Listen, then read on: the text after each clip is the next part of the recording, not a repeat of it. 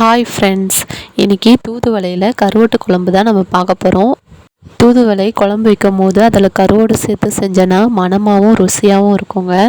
அது மட்டும் இல்லாமல் இது குழந்தைங்களுக்கும் பெரியவங்களுக்கும் உடம்புக்கு ரொம்ப நல்லது. சளி இரும்பல்லாம் வராமல் தடுக்கும்.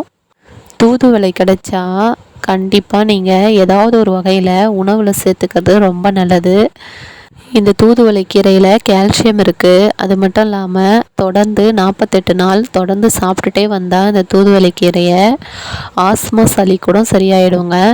அதனால் நீங்கள் வீட்டில் ஏதாவது ஒரு வகையில் உணவில் சேர்த்துக்கிறது ரொம்ப நல்லதுங்க. மணமாகவும் ருசியாகவும் தூதுவளை கருவாட்டு குழம்பு நம்ம வீட்டிலையே சுவையாக எப்படி செய்யலான்னு பார்க்கலாம். வாங்க வீடியோக்குள்ளே போகலாம்.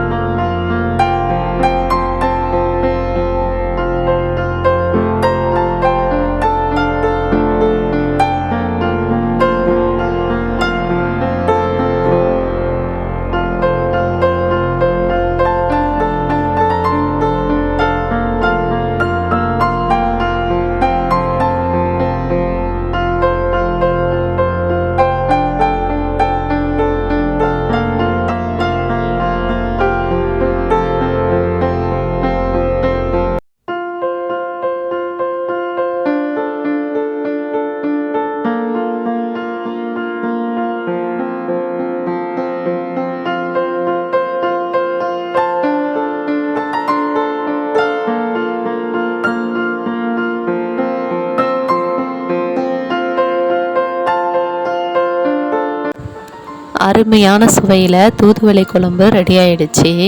இது ரொம்ப ருசியாக இருக்குங்க. நம்ம கருவோடு சேர்த்துருக்கோம், அதனால் இது மணமாகவும் இருக்கும், ருசியாகவும் இருக்கும். லாஸ்ட்டாக இறக்குறதுக்கு முன்னாடி நம்ம மிளகு ஜீரகம் சேர்த்துருக்கிறதுனால வாசனையாக இருக்குங்க. சாப்பிடும் போது மனமும் ருசியும் தெரியுங்க. அந்தளவுக்கு கமகமன்னு இருக்கும் இந்த தூதுவளை கருவாட்டு குழம்பு. நீங்கள் செஞ்சு பாருங்கள், அப்புறம் நீங்களே சொல்வீங்க இது எப்படி இருந்ததுன்னு. இது எல்லாருக்குமே பிடிக்கும், எல்லோரும் விரும்பி சாப்பிடுவாங்க. ஒரு முறை செஞ்சு பாருங்கள் உங்கள் வீட்டில். இந்த குழம்பு நீயா வச்சேன்னு உங்களே கேட்பாங்க, அந்த அளவுக்கு ருசியாக இருக்குங்க. என்ன ஃப்ரெண்ட்ஸ், தூதுவளை கருவாட்டு குழம்பு எப்படி வைக்கிறதுன்னு பார்த்தீங்களா? உங்களுக்கு இந்த வீடியோ பிடிச்சிருக்குன்னு நினைக்கிறேன். நீங்களும் உங்கள் வீட்டில் இது போல் ட்ரை பண்ணி பார்த்துட்டு கமெண்ட் செக்ஷனில் கமெண்ட் பண்ணுங்கள். நானும் தெரிஞ்சுக்கிறேன் நீங்கள் எப்படி வச்சிங்கன்னு. இந்த வீடியோ உங்களுக்கு பிடிச்சிருந்ததுன்னா லைக் பண்ணுங்கள், ஷேர் பண்ணுங்கள், மறக்காமல் சப்ஸ்கிரைப் பண்ணுங்கள். தேங்க்ஸ் ஃபார் வாட்சிங்.